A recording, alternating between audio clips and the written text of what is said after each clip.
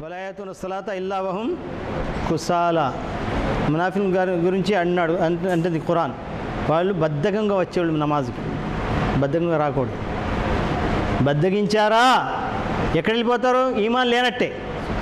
ఈ 6 విషయాల మీద ఈమాన్ లేనట్టే. బద్ధకం రాకూడదు. జాకతు అమల్ ఈమాన్, పూర్తిగా ఈమాన్ లేకపోతే బద్ధకం వచ్చేస్తుంది. అయితే కలిమా గురించి మనము పూర్తిగా తెలుసుకున్నామా లేదా?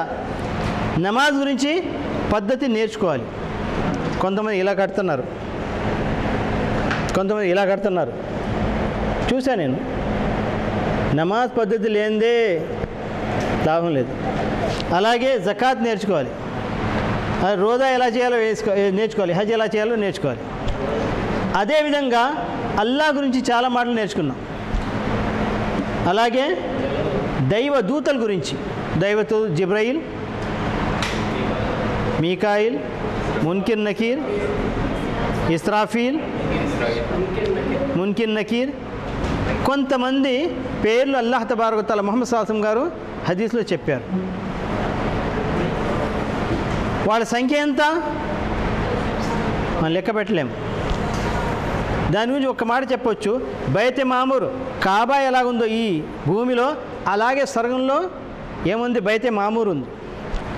ఆ బైతుల్ మామూర్లో ఒక్కసారి 70,000 మంది ఫరిష్తాలు, 70,000 మంది దైవ దూతలు ఒక్కసారి నమాజ్ కోసం వెళ్తారు. మళ్ళీ వచ్చారంటే, బయట వచ్చారంటే మళ్ళీ ప్రళయదినం వచ్చే వరకు వాళ్ళకి మళ్ళీ అవకాశం దొరకదు. వస్తుంటారు, ప్రార్థన చేస్తున్నారు, వెళ్ళిపోతున్నారు, వస్తున్నారు, ప్రార్థన చేస్తున్నారు, వెళ్ళిపోతున్నారు. ఇక మనం లెక్క పెట్టలేము ఎంతమంది ఉన్నారు. కొంతమంది రుకులో ఉన్నారు, కొంతమంది నిలబడి ఉన్నారు, కొంతమంది అల్లాహ్ తబారక తఆలా యొక్క ఆజ్ఞ కోసం ఎదురు చూస్తున్నారు. ఇస్రాఫీల్ గారి గురించి ఎలా వచ్చింది? సూర్ నోట్లో ఉంది, ఎప్పుడు ఊదాలా, టిక్ టికీ లగాయవి చూస్తున్నాడు ఆయన అల్లాహ్ వైపు. ఊదేయమంటే ఊదిస్తాడు. ఎంతమంది ఉన్నారు దానికి? బైతే మామూర్లో 70,000 మంది ఒక్కసారి నమాజ్ చేస్తే మళ్ళీ ఇంకా వాళ్ళకి అవకాశం దొరకదు. చేస్తూ వెళ్తున్నారు, వస్తున్నారు. ప్రళయ దినం వచ్చే వరకు కూడా చేస్తూనే ఉంటారు. వాళ్ళ సంఖ్య తగ్గదు. అంతమంది ఫరిష్టాలు ఉండగా మన ఆరాధన అవసరం? అల్లాహకి అవసరం లేదు. అయిపోయిందా? దైవదూతలు, అలాగే దైవ ప్రవక్తలు.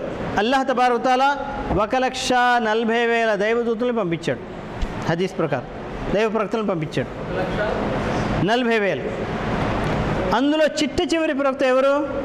ముహమ్మద్ సల్లల్లాహు అలైహి వసల్లం గారు. మొదటి ప్రవక్త ఎవరు? ఆదం. షిర్క్ వచ్చిన తర్వాత మొదటి ప్రవక్త ఎవరు? నూహ్ అలైహిస్సలాం. మొట్టమొదటిగా ఆదంనే పంపించాడు. ఒక 1000 సంవత్సరాల వరకు షిర్క్ లేదు. షిర్క్ వచ్చేసింది. షిర్క్ వచ్చిన తర్వాత మొట్టమొదటి ప్రవక్త ఎవరు? నూహ్ అలైహిస్సలాం. అందులో ఉలుల్ అజ్మ్ మినర్ రుసుల్, చాలా ప్రధానమైన స్థలం దొరికింది ఎవరికి? 5 మందికి. వాళ్ళు ఎవరు? నూహ్ అలైహిస్సలాం, ఇబ్రాహీం అలైహిస్సలాం, మూసా అలైహిస్సలాం, ఈసా, యేసుక్రీస్తు. అతను కూడా ఒక ప్రవక్తే. అతని తర్వాత ముహమ్మద్ గారు వచ్చారు. అంతే కదా? వీళ్ళందరూ దైవ ప్రవక్తలు. కొంతమంది ఏమనుకున్నారు? వాళ్ళే ఆ దేవుడేమో అనుకున్నారు. అలాగే కదా షిర్క్ వచ్చింది లోకంలో. చిట్ట చివరి ప్రవక్త ముహమ్మద్ సల్లల్లాహు అలైహి వసల్లం గారు. ఉలుల్ అజ్మ్ మినర్ రుసుల్. ముహమ్మద్ సల్లల్లాహు అలైహి వసల్లం అల్లాహ్ తబారక తఆలా కొన్ని ప్రత్యేకలు ఇచ్చాడు, అందరికీ దొరకలాయి. అందులో ఏంటి? జుయిలత్ లియల్ అర్దు మస్జిదన్ వ తహూరా, పూర్తి యావత్తు భూమి నా కోసం మసీద్గా తయారు చేసి అల్లాహ్ తబారక తఆలా ఇచ్చాడు. అలాగే శుభ్రత, పరిశుభ్రత తీసుకొచ్చేలా. నమాజ్ టైం వచ్చింది, 2 చేతులు నేల మీద కొట్టి, నీళ్ళు దొరకలేదు, 2 చేతులు నేల మీద కొట్టి ఇలా చేసి ముఖం మీద చేతుల మీద ఇలా చేస్తే వజు అయిపోయినట్టే, స్నానం అయిపోయినట్టే. స్నానం అవసరం ఉంటే. జుయిలత్ లియల్ మస్జిదన్ వ తహూరా, ఇది ఎవరి కోసం? కేవలం నబీ కరీం సల్లల్లాహు అలైహి వసల్లం కోసమే అల్లాహ్ తబారక తఆలా ఈ ప్రత్యేకత ఇచ్చాడు, ఇంకెవరికి ఇవ్వలేదు. అది ఒకటి. ఇంకోటి నుసిర్తు బిర్రాబి మసీరత షహర్ అంటే నబీ కరీం సల్లల్లాహు అలైహి వసల్లం గారికి దగ్గర వచ్చేవాళ్ళు ఒక నెల ప్రయాణం చేస్తే వచ్చేంత దూరంలో ఉన్నప్పుడే నబీ కరీం సల్లల్లాహు అలైహి వసల్లం యొక్క భయం వాళ్ళ మనసులో వచ్చేసింది. దగ్గర వస్తే అతను చాలా ప్రేమించేవాడు, ఆశ్చర్యపడిపోయేవారు. అంత భయంగా మేము వచ్చామే, ఇక్కడ వచ్చి చూస్తే మాషా అల్లా నబీ కరీం సల్లల్లాహు అలైహి వసల్లం ఎంత ప్రేమిస్తున్నారు. నుసిర్తు బిర్రాబి మసీరత షహర్. ఇంకోటి ఉహిల్లత్ లియల్ గనాయిం, నాకు గనీమత్ కా మాల్, జిహాద్కి వెళ్ళిన తర్వాత శత్రువుల ద్వారా వచ్చిన సామాను కానీ ధనం కానీ ఏదైనా ఉంటే మన కోసం హలాల్. ఇంతకుముందు అయితే ఏం చేసేవాళ్ళు, ఇంతకుముందు అయితే ఆ వచ్చిన ధనాన్నింటినీ పోగుపెట్టి ఒక మైదానంలో కాల్చేసేవాడు. అది కాదు. అలాగే నబీ కరీం సల్లల్లాహు అలైహి వసల్లం గారు యావత్తు మానవుల కోసం ప్రవక్తకు పంపించారు. ఇంతకుముందు ప్రవక్తలు అయితే ఏదో ఒక వంశానికో ఏదో ఒక కంట్రీకో ఏదో ఒక వంశానికో వచ్చేవాడు. కానీ నబీ కరీం సల్లల్లాహు అలైహి వసల్లం గారు యావత్తు లోకాలకి నబీ కరీం సల్లల్లాహు అలైహి వసల్లం నబీగా ప్రవక్తగా వచ్చారు. ఈ కొన్ని ప్రత్యేకలు. నబీ కరీం సల్లల్లాహు అలైహి వసల్లం తర్వాత ఎవరు ప్రవక్తగా రారు. ఇంతకుముందు ప్రవక్తలు అయితే వచ్చేవాళ్ళు. ఎందుకు రారు? ఎందుకంటే అతని దైవ దౌత్యం అందరి కోసం. వమా అర్సల్నాక ఇల్లా కాఫతన్ లిన్నాసి బషీరం వ నజీరా, మేము పంపించాము అందరి కోసం శుభవార్త అందజేయటానికి, ప్రళయం నుంచి తమకు తాము మీరు కాపాడుకోవడం హెచ్చరిస్తానికి నబీ కరీం సల్లల్లాహు అలైహి వసల్లం గారిని అల్లాహ్ తబారక తఆలా పంపించాడు యావత్తు లోకాల కోసం. అలాగే నబీ కరీం సల్లల్లాహు అలైహి వసల్లం గారికి ఇచ్చిన దైవ దౌత్యం కానివ్వండి, షరీయత్ కానివ్వండి, ఎలాంటిది సంపూర్ణమైనది. అల్యోమ అక్మల్తు లకుం దీనకుం వాత్మంతు అలైకుం నిఅమతి వరదీతు లకుం ఇస్లామ దీన. ఇవన్నీ ప్రత్యేకత ముహమ్మద్ సల్లల్లాహు అలైహి వసల్లం గారికి ఇచ్చింది. ఇంతకుముందు ప్రవక్తలకు అయితే ఇవన్నీ ఇవ్వబడలేదు. సంపూర్ణమైన షరియత్ అల్లాహ్ తబారక తఆలా ఎవరికి ఇచ్చాడు? నబీ కరీం సల్లల్లాహు అలైహి వసల్లం గారికి ఇచ్చాడు. అలాగే అతని యొక్క దైవ దౌత్యం కానివ్వండి, అతని యొక్క షరియత్ కానివ్వండి, అతని యొక్క ఖురాన్ హదీస్ని అల్లాహ్ తబారక తఆలా కాపాడుకున్నాడు. ఇన్నా నహ్ను నజ్జల్నా జిక్రా వ ఇన్నా లహు లహాఫిజ్. ఇవన్నీ ప్రత్యేకతలు ఎవరు దొరికినాయి? ముహమ్మద్ సల్లల్లాహు అలైహి వసల్లం గారికి దొరికినాయి. అలాగే ఖురాన్ ఒక మహిమ, ఖురాన్ ఒక పెద్ద మహిమ. ఎన్నో అద్భుతాలు ఇచ్చాడు, ఎన్నో మహిమలు ఇచ్చాడు. అన్నిటికంటే పెద్ద మహిమ ఏది? ఖురాన్. ప్రవక్తకి అల్లాహ్ తబారక తఆలా ఇచ్చింది. ఖురాన్ అద్భుతాల్లో అది సంపూర్ణమైనది, కవిత్వం కూడా కాదు కానీ కవిత్వం లాంటిది. అలాగే దాంట్లో వచ్చిన కథలన్నీ అల్లాహ్ తబారక విషయాలన్నీ భూతకాలం వంటి విషయాలు వివరించింది, కానీ అవి నిజమైన విషయాలు.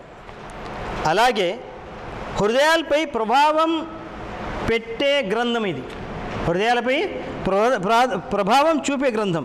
అలాగే ఎప్పుడూ ఉండిపోయే గ్రంథం, ఎల్లప్పుడూ ప్రళయదినం వరకు ఉండే గ్రంథం ఇది. అలాగే కాల పరిమితి లేని గ్రంథం, అంటే ప్రతి కాలంలో దీని అవసరం, ప్రతి కాలంలో దీనిపైన ఆచరించవచ్చు. అలాగే ఒక హవాలా ఇచ్చాను ఖురాన్ నుంచి, అది ఖచ్చితమైన హవాలా ఉంటుంది, దేవుడి దగ్గర నుంచి వచ్చిన హవాలా. కంఠస్థ పట్టడంలో చాలా తేలికైనది ఖురాను. అలాగే పూర్తి మానవాళికి మార్గదర్శి. అలాంటి విషయాలు ఖురాన్లో ఉన్నాయి. అందుకని కాబట్టి అల్లాహ్ తబారక తఆలా ఛాలెంజ్ చేశాడు. ఏం అన్నాడు? ఫాతూ బిసూరతిన్ మిన్ మిస్లి ఇన్ కుంతుమ్ ఫీ రైబి మిమ్మా నజ్జల్నా అలా అబ్దినా ఫాతూ బిసూరతిన్ మిన్ మిస్లి. ఒకవేళ మీకైనా సందేహం ఉంటే, ఇది దైవ వాణా లేదా అని ఒక సందేహం ఉంటే మీరు తయారు చేసి చూపెట్టండి. చూపలేకపోయారు. అంటే గ్రంథాలు. అలాగే చివరి రోజు ప్రళయం మీద కూడా మనం పూర్తిగా విశ్వాసం పెట్టుకోవాలి. ఈ విశ్వాసాలు పూర్తి అయితే అప్పుడు ఏమనబడతాడు? మోమిన్, ముస్లిం, మోమిన్. దాని తర్వాత ఇంకొక దర్జా ఉంది, అదేంటది? ఎహ్సాన్. దానికి పిల్లర్స్ ఎన్ని ఉన్నాయి? 2 కానీ చాలా గట్టి పిల్లర్స్. అన్ తాబుదల్లాహ్ కన్నక తరా ఫైన్నం తకున్ తరాహు ఫైన్నహు యరా. ఏ పని చేసినా, ఏ ఆచరణ చేసినా అల్లాహ్ తబారక తాలాకి మనం చూస్తున్నాం అన్నట్టు చేయాలి. ఆ టీచర్ చూస్తే చాలు, మా తండ్రి గారు చూస్తే చాలు, మా అమ్మగారు చూస్తే చాలు కాదు, అది రియా అయిపోద్ది. అల్లాహ్ తబారక తాలాని నేను చూస్తున్నాను, లేకపోతే అల్లాహ్ తబారక తాలా నన్ను చూస్తున్నాడని ఆ దేశంతో చెయ్యాలి. అప్పుడే మనం పూర్తిగా ఏమనబడతాం? మొహసిన్ అనబడతాం. మొహసిన్.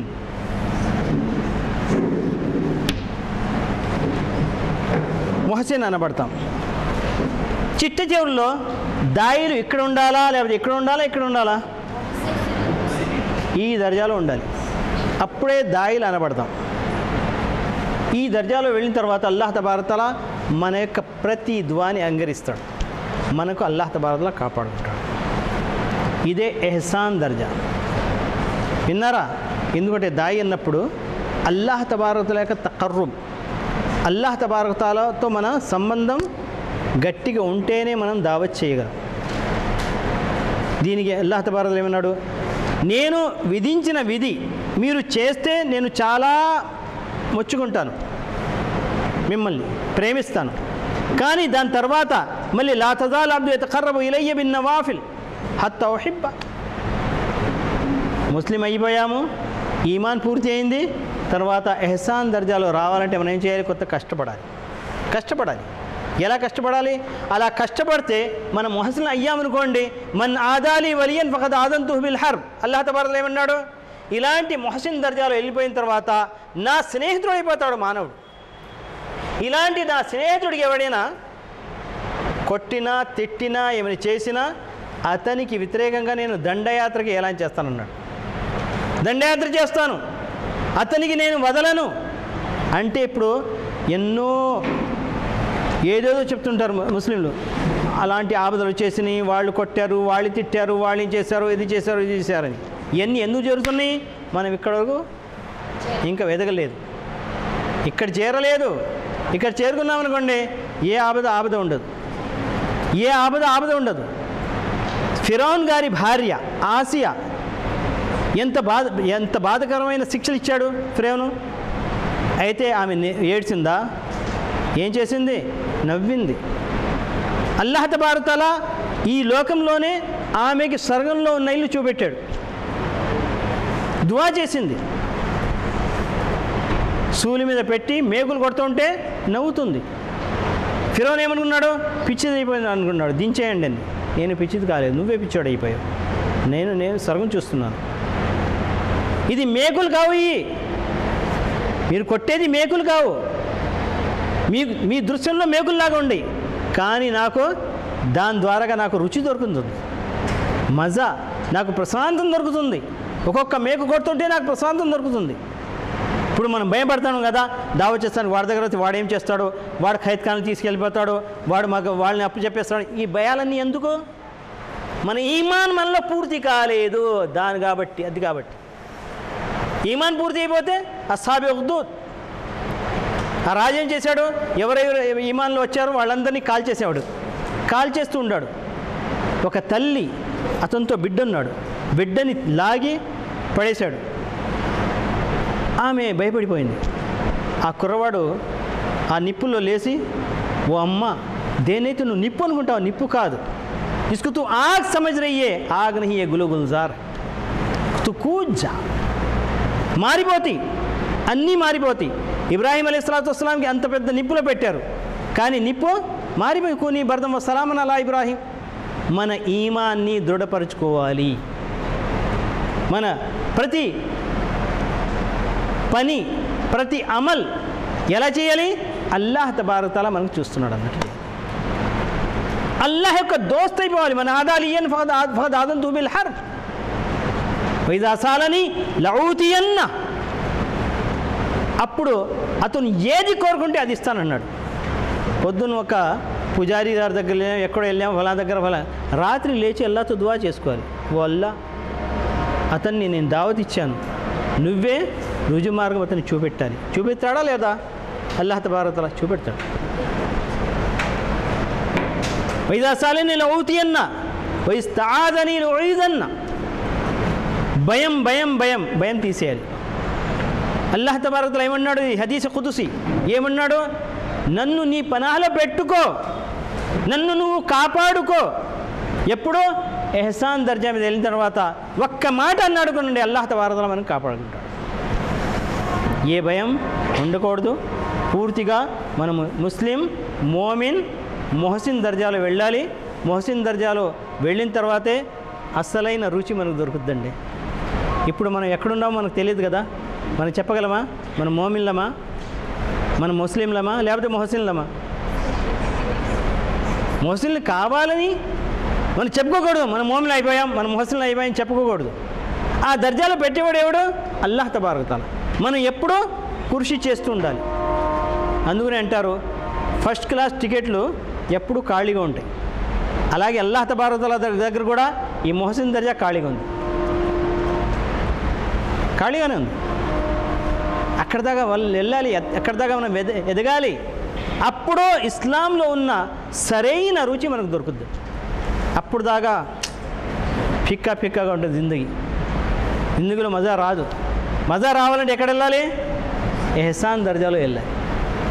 ఈమాన్ దర్జాలో ఈమాన్ సంపూర్ణమవుద్ది. కానీ అసలైన రుచి దొరకాలంటే ఎక్కడ వెళ్ళాలి? ఎహ్సాన్. అల్లాహ్కి అంకితం చేయాలి మన. కుల్ ఇన్న సలాతి వనుసుకి వమహయా వమాతి లిల్లాహి రబ్బిల్ ఆలమీన్. అల్లాహ్కి అంకితం చేసేసామనుకోండి, మన పూర్తి మన అవయాలు, మన మరణం, మన జీవితం అంతా అల్లాహ్ తబారక తఆలాకి అంకితం అయిపోతే అప్పుడు మన మొహసిన్ దర్జాకి వెళ్తాము. అక్కడ తర్వాత అసలైన ఇస్లాం ఏంటో మనకు తెలుస్తుంది. అప్పుడు దాకా మనకు అసలైన ఇస్లాం ఏంటో తెలియదు. ఇస్లాం దారిలో వచ్చిన ప్రతి బాధ మారిపోద్ది. ఎలాగైతే